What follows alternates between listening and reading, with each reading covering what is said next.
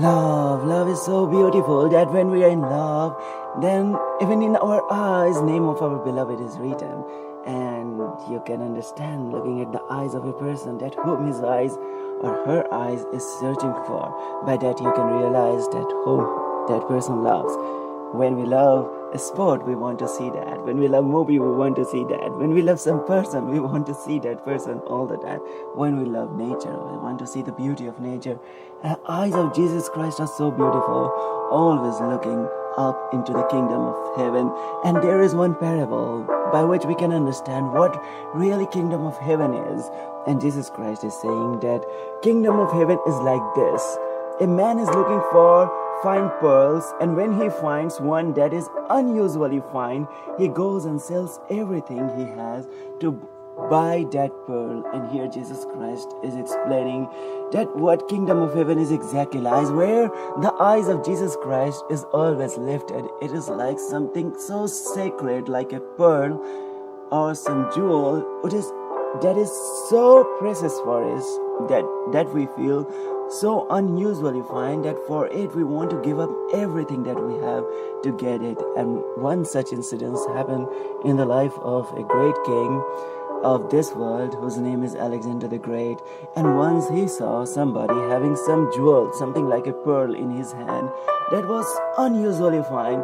And king who has conquered half of the world had so much wealth with him, but he found that pearl so precious that he wanted to give up all his wealth to get that pearl. And he calls that person, that holy man, or that whoever that person is, in which hand there was a pearl. And the king calls to that person and asks him that what is in your hand? It is so beautiful. It is like unusually fine. For this I can give up all my treasure. And that holy man says to the king that you're right, king. What I have is not just more precious than all your wealth, but it is heavier than everything that you have. And king says, really? This tiny thing is heavier than all my wealth? You don't know that I have such treasure of gold coins, diamonds, and precious jewel. And he says, really it is. And then king invites that holy man to his palace, and there was a huge balance in which on one side king kept many precious heavy jewels or some precious stones, and on other side this holy man kept one pearl-like thing, and that pearl becomes heavier than everything. And King Alexander was amazed to see it, and he became curious. He comes to that holy man and finds what this is made of. It is such a precious pearl, and it is costlier or heavier than everything I have. What exactly it is?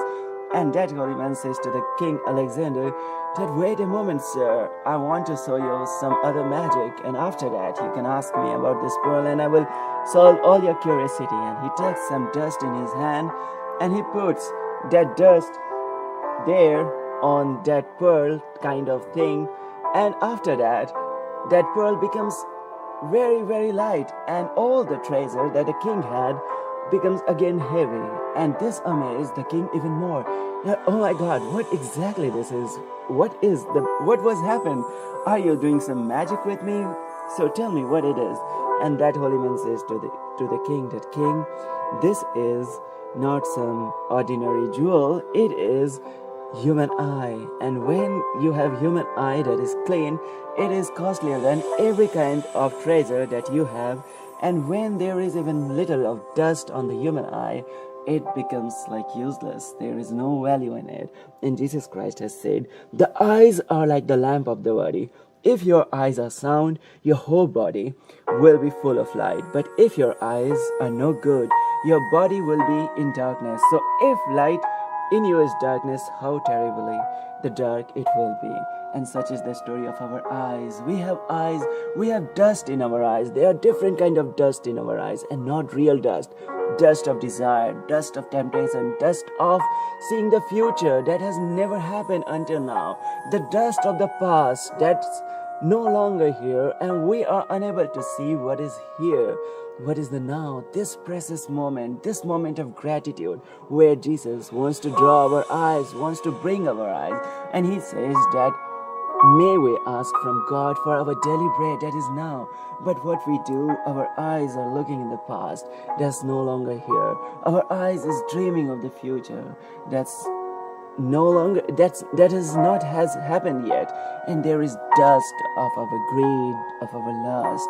And the moment we remove this dust, then this jewel become the most precious jewel, and we attain the kingdom of heaven just through our own eyes, just near our eyes, and we see the kingdom of heaven just here, for which we want to give up everything to attain it. And it is a state of love just to see.